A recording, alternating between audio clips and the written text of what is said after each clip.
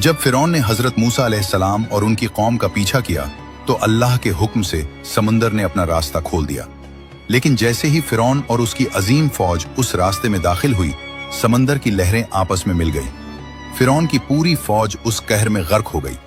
डूबते वक्त मौत को सामने देखकर फिरौन ने चिल्लाकर कहा, मैं ईमान लाया उस रब पर जिस पर बनी इसराइल ईमान लाए।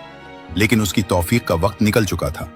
उसी लम्हे अल्लाह ताला ने एक ऐसा फैसला सुनाया जो आने वाली क़यामत तक की नस्लों के लिए एक अजीम निशानी बन गया। कुरान की सूरह यूनुस आयत 82 में अल्लाह फरमाता है, आज हम तेरे जिस्म को बचा लेंगे ताकि तू अपने बाद आने वालों के लिए एक इबरत बन जाए। और फिर वही हुआ जो कुरान ने कहा था। 1400 साल बाद मॉडर्न साइंस इस सच्चाई के सामने झुक गई। 1976 में जब उस मम्मी को रिसर्च के लिए फ्रांस लाया गया तो वहां के मशहूर सर्जन डॉक्टर मोर्स बुकाई ने उस पर तहकीक शुरू की। उन्होंने पाया कि इस मम्मी के जिस्म में नमक के वाज़ेह निशानात हैं जो इस बात का सबूत थे कि इसकी मौत समुद्र में डूबने से हुई है। डॉक्टर बुकाई हैरान थे कि डूबने के बाद आखिर उसका जिस्म सड़ने से कैसे बच गया। तब उन्हें किसी ने कुरान की वही आयत पढ़कर सुनाई जो 14 सदियों पहले इस बात की पेशगोई कर चुकी थी। ये जानकर वो इस कदर दंग रह गए कि उन्होंने इस पर एक किताब लिख डाली, the Bible, the Quran and science. एक किताब जिसने साबित कर दिया कि कुरान का हर एक लफ्ज सच्चा है।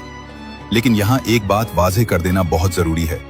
कुरान में फिरौन के जिस्म के महफूज रहने का जिक्र बिल्कुल बढ़क है, सूरह यूनुस आयत 82 में।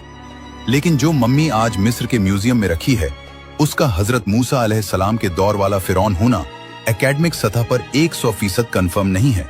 इस पर स्कॉलर्स के दरमियान मुख्तलिफ आरा मौजूद हैं। और जहां तक डॉक्टर मोर्स बुकाई की बात है, उन्होंने कुरान और साइंस पर अजीम तहकीक जरूर की, लेकिन उनके इस्लाम कबूल करने का कोई वेरीफाइड तारीखी रिकॉर्ड मौजूद नहीं है।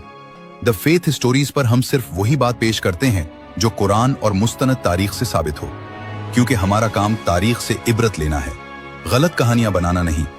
कमेंट में अल्लाहु अकबर जरूर लिखें।